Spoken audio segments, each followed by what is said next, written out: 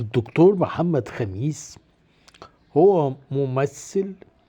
آه، صحيح ما بيلعبش أدوار بطولة لكن بيمثل يعني في كثير من المسلسلات، وهو معني بالحضارة، وفي الحقيقة بيعمل أفلام جميلة جدا والناس بتحبه بشدة، لأن لغته بسيطة كده ولطيفة يعني، وهو قريب منهم لأن هم بيشوفوه في التلفزيون كتير. لكن هو عنده مشكلة خطيرة جدا، ان هو بيدخل الاماكن اللي بيتكلم فيها على الحضارة بعصاية، وبيستخدم العصاية دي في الشرح.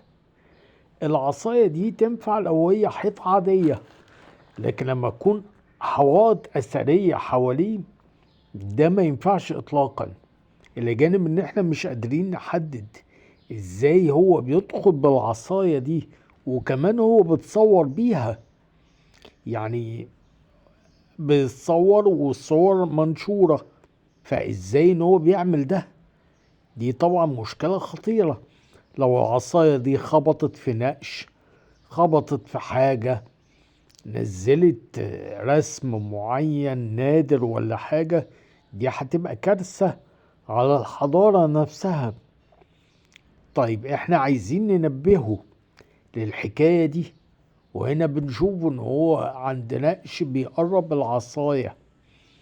صحيح هو ممكن يكون منضبط دلوقتي والعصاية بعيدة، لكن احنا ايش ضمننا؟ ما يمكن بتبقى في احيانا قريبة جدا منه. احنا عايزين ننبهه لخطورة هذا الامر، وان في المنطقة الاثرية يمنعوا دخول الناس بالعصيان. كان معكم المؤرخ احمد كمالي، والى اللقاء في حكاية اخرى.